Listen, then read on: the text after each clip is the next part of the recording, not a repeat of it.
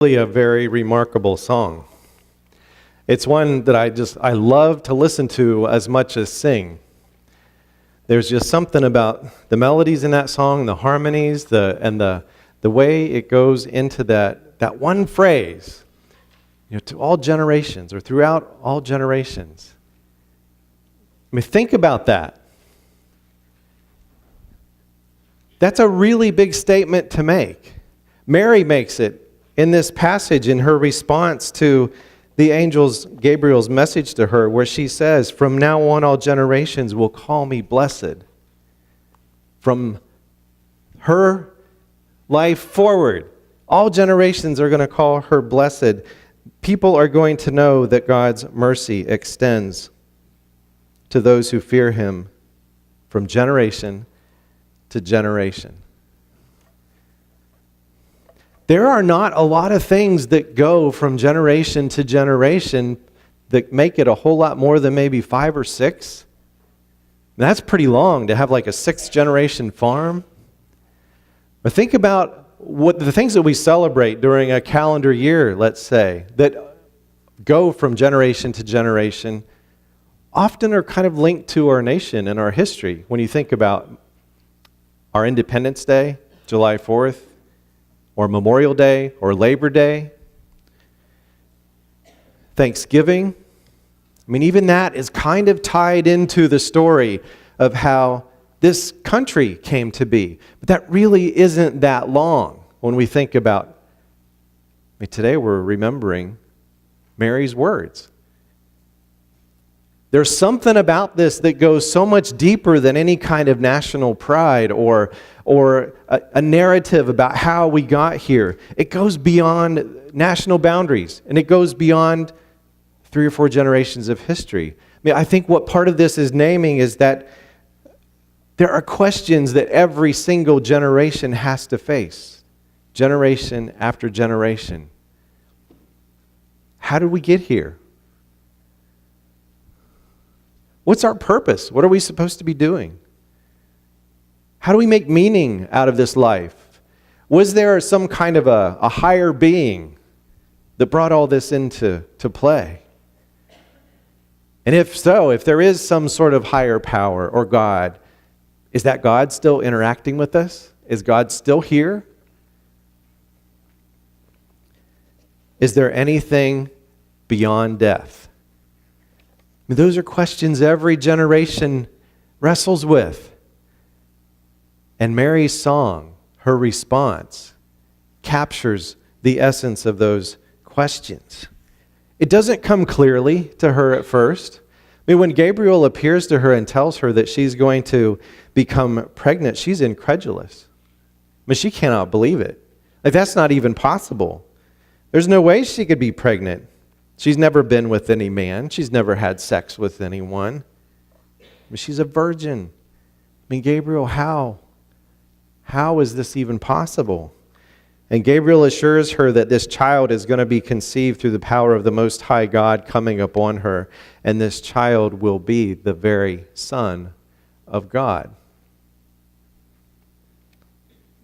Try to put that in perspective as a very young woman. Probably a teenager, being visited by Gabriel, who stands in the presence of God. She can't believe it.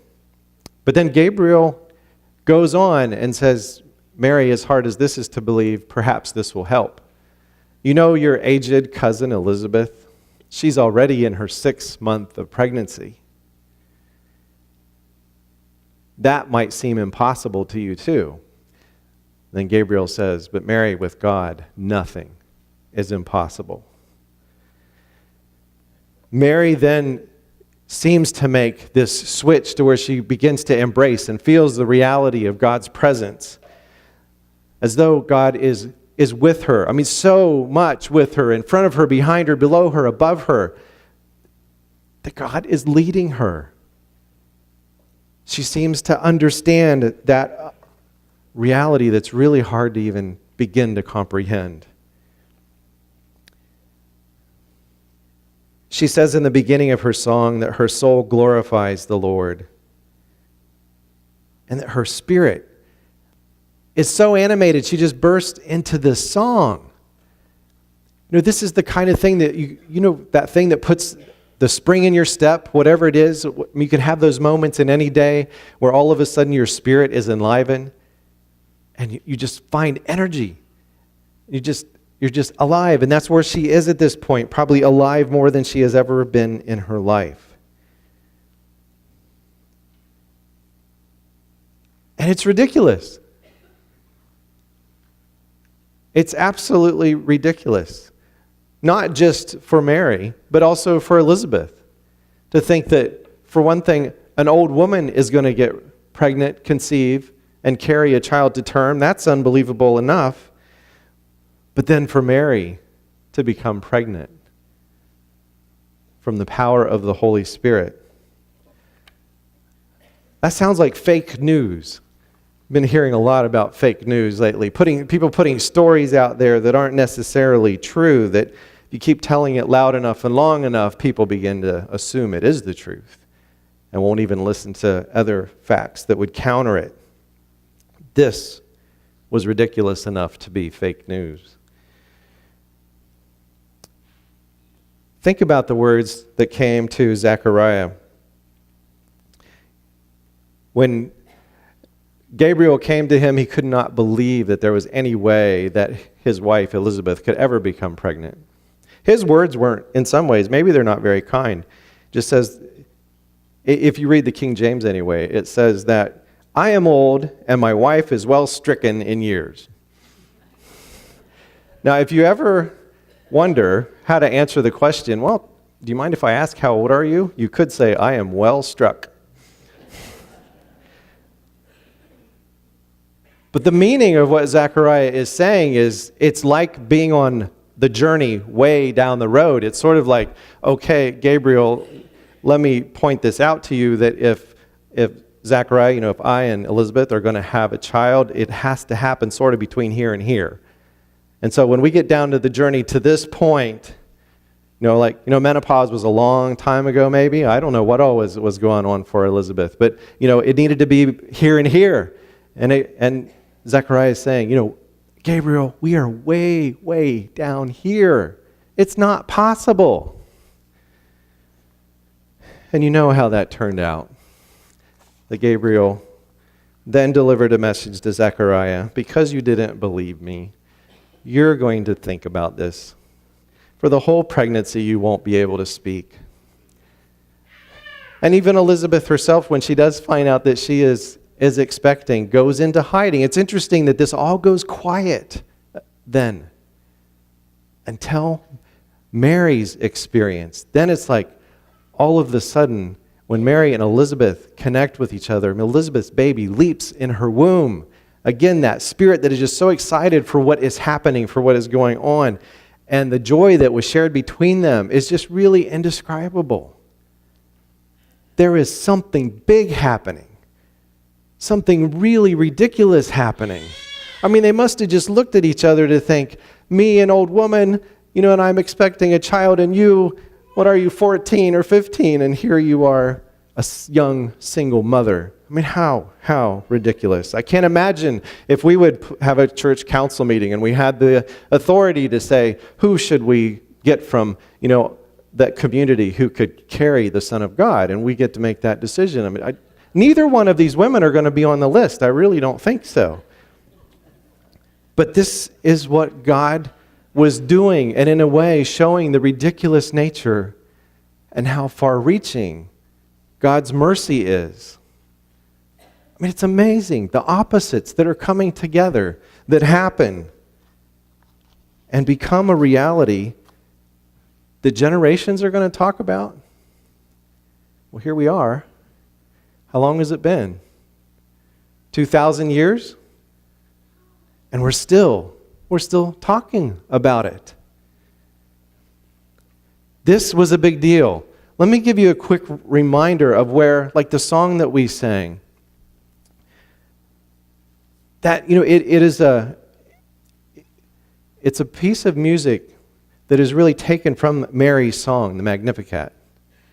And it's placed in a really incredible spot in terms of where we have been in the last few months with the sermons. We were in the prophets for a while. So let me just give you a quick rundown where we were looking at Jeremiah and Habakkuk and Haggai, and how they were all of them were urging the Jewish people to keep on living their lives, even in the midst of all their questions. This is what I think of. They're telling them, patience. You're going to have patience. And this is 400 to 500 years, 550 years until this passage we're talking about today. And remember Jeremiah is saying, encouraging the people, I have plans for you, plans to prosper you, not to harm you, plans to give you a hope and a future. It's on one of the classroom walls downstairs. It's one we hang on to keep believing, to keep that faith that God is working with us. Jeremiah encouraged them to seek the welfare of the city while they were waiting. Then when Habakkuk came, he encouraged the people to live faithfully even when they weren't sure God was still with them. Had God forgotten his promise? Generations are starting to come and go. That's hard not to be the generation that experiences the fulfillment of the promise. In our American way, it's easy to say, that's not fair. Like, God, you want me to give you your life? I want to experience that promise in my lifetime. That was not happening for most of these people. The generations were coming, the generations were going, and the prophets continued to say, don't lose faith. God is still at work. God is going to do something. Even if you heard it. Remember the words, I forget where that is. That's in one of these prophets. Even if you heard it, you wouldn't believe it. And we have Mary and Elizabeth that we're talking about this morning. Who would believe it? It's fake news. And then Haggai was writing to people back in Jerusalem after they had returned from their exile. They were so overwhelmed about building the temple after it had been torn down. They didn't have the resources to restore it to what it had been before. And they just got really discouraged and they didn't build it for a while. And Haggai said, you need to get back to where you're realizing that God is the center. Even though it doesn't look like there's a lot of hope, rebuild the temple anyway. And then he declares these words from God who says that the glory of this temple is going to be greater than the temple before. Even though it's going to be a lot smaller, there's going to be a greater glory. Now think about this. This is really cool. 500 years after Haggai says those words, Gabriel appears to Zechariah. Where? It's in that second temple. In that second temple that's not anywhere near as glorious what was before, but it's like God showing up in that Holy of Holies saying something is about to change. The world is about to turn. And Zechariah, you're going to be the very beginning of it because you are going to have a son who is going to be the forerunner of the promised Messiah, who will one day take David's throne. That takes patience. We're talking about 500 years to get to that, but just think about how amazing that is.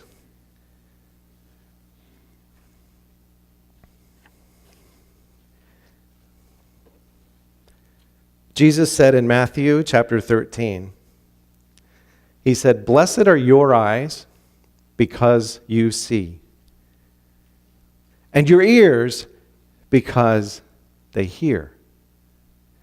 For truly I tell you, many prophets and righteous people, they long to see what you see, and they didn't get to see the fulfillment of that promise. They wanted to hear this, what you're hearing today, but they didn't get to hear it. And generations after Mary are going to remember that. Generation to generation. Mary, this humble, this lowly young woman, way too young to be a good mom, we might think. No experience. She's not tested. What's her qualification?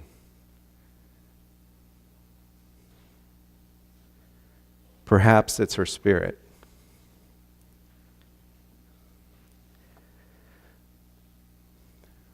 Her willingness to embrace Gabriel's proposition is really pretty incredible.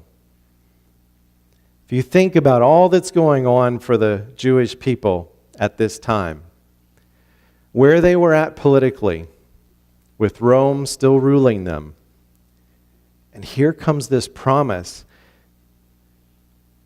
that Mary seemed to be able to believe, where Gabriel said, "The Lord God will give him the throne of his father David." That's a big deal. That you're going to have a king again. It's been a long time coming, but you're going to have a king again, and he will reign over Jacob's descendants forever, and his kingdom will never end. That's the pronouncement that made Mary break into song, that she gets to be a part of that.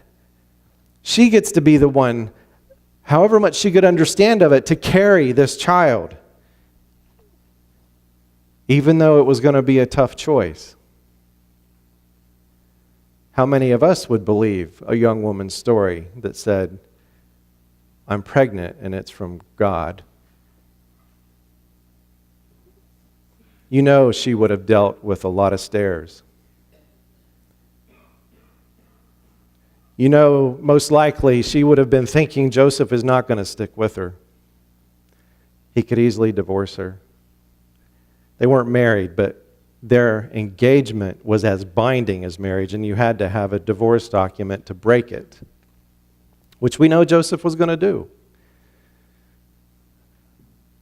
But then he didn't, after the angel appeared to him and told him, "Don't be afraid to take Mary as your wife.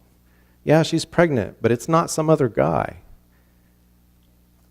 It's from God." Think of what they had to go through. And Joseph, as soon as he decides not to divorce her, everybody is going to look at him and say, "Yeah, I always thought he probably got her pregnant. And because he's marrying her, it just proves it." This is a powerful song that Mary is singing. It's one that has political consequence. It's a clarion call, just a very clear trumpet shout to the world that there is a king coming. And it's no wonder that Herod becomes so fearful he starts to get rid of every little baby boy under 2 years old that he can find. And Mary's yes in this moment is going to lead her to flee for her child's life to Egypt. She would have had doubts. She would have had people who called her deluded. But her song is a devotion to God no matter what the cost. Somehow it seems that Mary and Joseph and Elizabeth and Zechariah, that they all found a way to say yes at the point where they were willing to let go of their idea of what the rest of their life was going to be like. As crazy as these events seem to be. Last week, Luann preached from this passage, and she was sharing this one section to me, and I asked her if I could use this, because I really like her wording of it. If you don't know, Luann's my wife, who's over at Huffington South Mennonite as a pastor. But she said this: they seemed to get it, that they were like a bud ready to blossom. That it was all full of anticipation, expectation. And this is the question that comes out of that. Am I willing to embrace what is budding? Ready to burst into bloom? Am I ready to let God be my center, regardless of what anybody else thinks about what that means? No matter what challenges or sorrows are going to come with it. This was one of the moments where we get these moments in life when we have to decide, will we step into the way that we can't see all the outcomes and answers, knowing that there will probably be deserts and sorrow? Or will we in that moment where God waits for our consent and courage, will we turn away and say, no way, that is too high of a price? Mary chose to follow. In a way, she became the first disciple because she carried Jesus at the very center of her being, willing to be shaped what that was going to mean.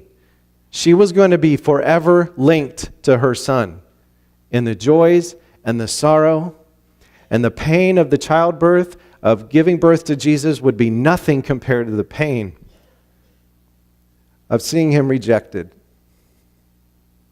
to stand at the cross. But she was willing to be formed by that.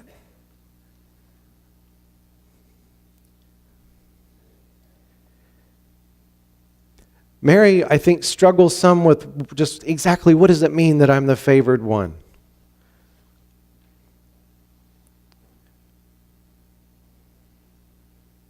But here's Luann's words again. She said, it's almost as though Mary decided, with her fist in the air and tears running down her face, that yes, I will carry the Son of God, no matter what it takes. Yes, let it be according to your word. I mean, in that moment, she declared her allegiance to a God that was going to soon take her on a journey that was going to change her life forever. But for generations after, we still are looking at Mary. We're still calling her blessed. We still can't believe how she said yes.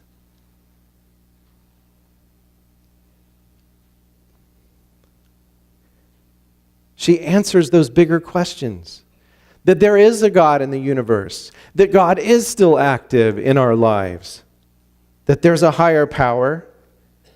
This transcendent God who made all that we see, all that exists, came in this moment with Mary, came to us as a human, a little baby boy. He is Emmanuel, which means God with us. So whether we think that Mary's story is ridiculous news or fake news, made up fantasies to somehow salve people's consciences, one thing is very clear. There was something about this that made it very clear that the world is about to turn. All generations are going to remember it. We've remembered it for 2,000 years. We're evidence of that as we gather this morning. We even set our calendars by it. May we also be a generation that's willing to embrace what is budding in our lives, knowing that the world is about to turn. To trust God for that. That God is faithful and goes with us.